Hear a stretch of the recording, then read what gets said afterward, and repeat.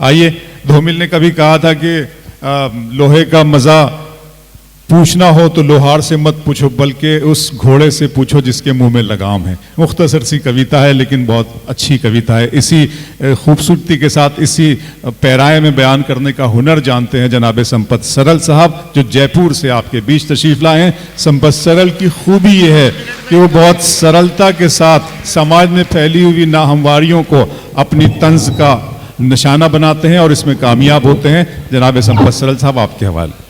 अच्छे दिन चल रहे हैं, सन्यासी व्यापार कर रहे हैं और व्यापारी सन्यास की सोच रहे हैं। वाह। मैं जब भी किसी कार्यक्रम में जाता हूं, मुझसे एक सवाल जरूर किया जाता है, आपको साहब कभी कोई धमकी नहीं मिलती? मैंने कहा धमकी नहीं मिलती क्योंकि सोशल मीडिया में इस्तेमाल नहीं करता और किताबें वो नहीं पढ़ते हैं। ये सारी समस्या सोशल मीडिया की है। दरअसल चीजों को आप लोग भी देखते हो और हास्य व्यंग का कवि और शायर भी देखता है, लेकिन उसके पास एक तीसरी नजर भी होती है। अभी एनडीए सरकार का गठन हुआ तो उम्र और अनुभव में बड़े होने के बावजूद नीतीश कुमार जी ने प्रधानमंत्री के पैर छुए। तो कई लोगों को बड़ा अटपटा लगा कि यार इतना ये ऐसा कैसे हो सकता है। मैंने कहा देखो, गठबंधन की अपनी मजबूरियां हैं। हो सकता है प्रधानमंत्री जी ने नीतीश जी से ये समझौता भी किया हो कि खुले में आप मेरे छुएंगे और अकेले में मैं आपके। वाह वाह वाह वाह। इस देश में कोई संकट नहीं है, सिर्फ आइडियोलॉजी का संकट है, विचार का संकट है। कोई पता नहीं लग रहा कौन नेता किस पार्टी से आ रहा है, किधर जा रहा है। और राजनीति के समीकरण देखो आप, दिल्ली में बीजेपी ने आम आदमी पार्टी को हराया और कांग्रेस जीत गई। अभी पिछले दिनों एक विधायक साहब ने बैठे, मुझे पता नहीं किस पार्टी के हैं, तो मैंने ऐसे ही पूछ लिया। मैंने कहा साहब कांग्रेस में हो?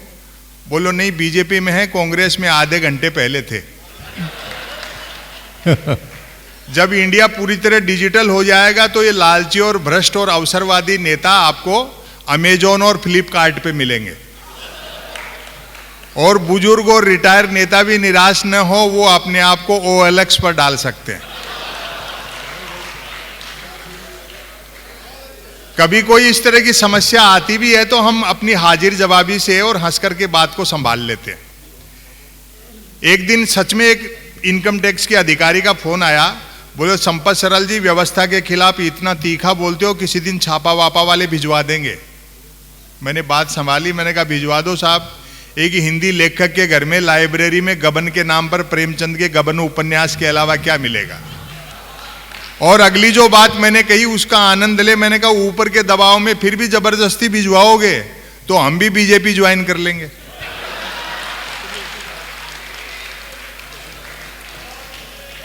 शाम को जिसको चोर कहते हैं, जेल भिजवाने की धमकी देते हैं, सुबह उसको माला पहना करके अपनी पार्टी में ले लेते हैं।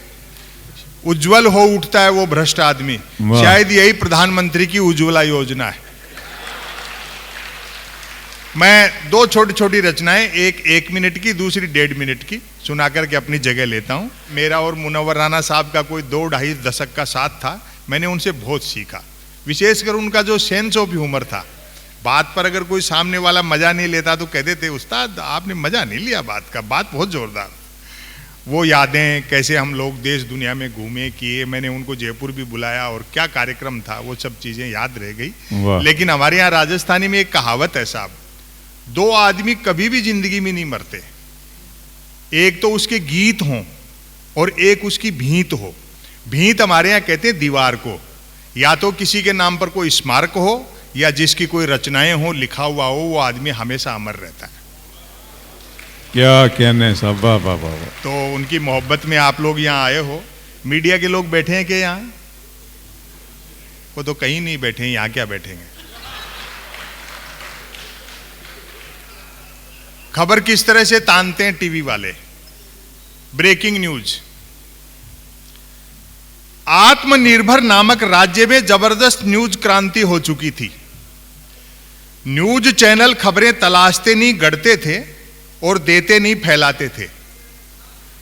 ब्रेकिंग न्यूज की तो मारामारी रहती थी। कथा यहां से शुरू होती है 4 लाइन की। एक दिन ज्यों ही राजा नहाकर स्नान घर से निकला, त्यों ही एक न्यूज चैनल ने ब्रेकिंग न्यूज दागी। राजा नहाया।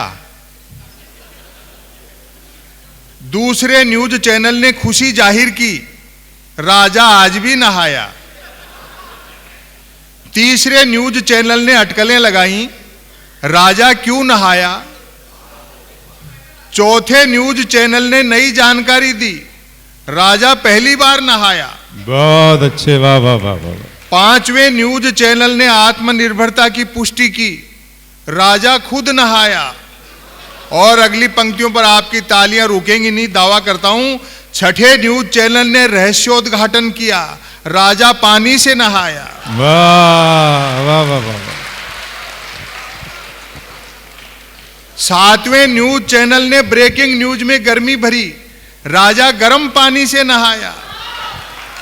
आठवां न्यूज चैनल गर्वित हुआ, राजा चुल्लू पर पानी से नहाया। नौवें न्यूज चैनल ने स्थिति और साफ की, राजा साफ पानी से नहाया। 10वें न्यूज चैनल ने गुप्त जानकारी दी, राजा अकेला नहाया। 11वें न्यूज चैनल ने राहत भरी ब्रेकिंग न्यूज चलाई, राजा आज तो नहाया। और अंतिम पंक्ति का आप मजा लें, 12वें न्यूज चैनल ने तमाम ब्रेकिंग न्यूजों पर पानी फेरा, राजा गीले पानी से नहाया।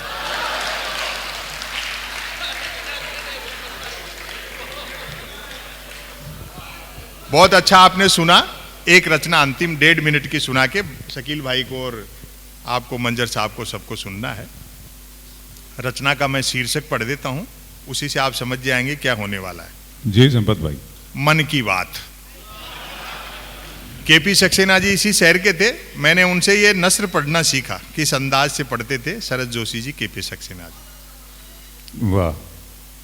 कोई कुछ भी बात करे, बात कुल 2 ही प्रकार की होती हैं, एक काम की बात और दूसरी मन की बात।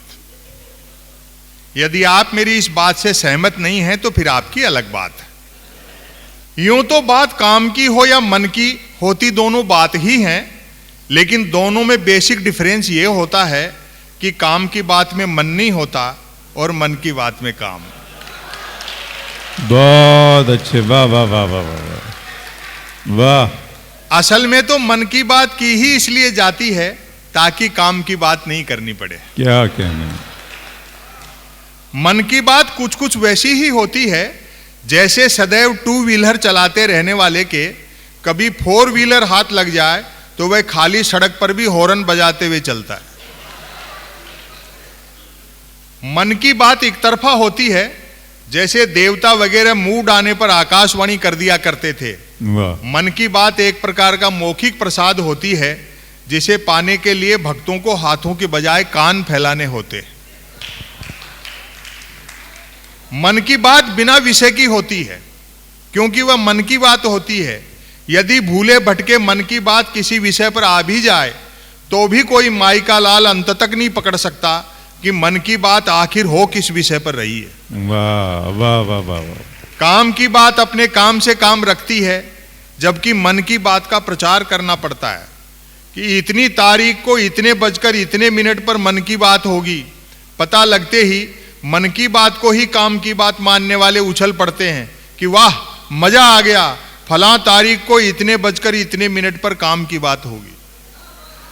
काम की बात सुनी न जाए तो अच्छी खासी काम की बात भी मन की बात होकर रह जाती है, जबकि मन की बात को सुनने वाले मिल जाएं तो बात कोरी मन की बात होने के बावजूद बड़े काम की बात हो जाती है। अब व्यंग देखें आप, वैसे सुनने वाले न मिले तो मन की बात दीवारों से भी की जा सकती है, क्योंकि मन की बात करने वाले ने सुन रखा होता है कि दीवारों के भी कान होते हैं। बहुत अच्छे। वाह। और व्यंग तो अब है दीवारों के भी कान होते हैं, बल्कि वह तो यह तक मानकर चलता है कि जिनके कान होते हैं वे दीवार ही होते हैं। वाह वाह वाह।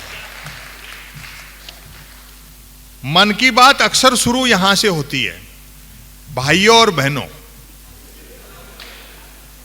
बस इतना सुनते ही मन की बात के मुरीद भाई बहन सांस रोककर मन की बात ऐसे सुनने लगते हैं मानो सुनने के लिए जिंदगी में अब सिर्फ यही काम की बात बची है।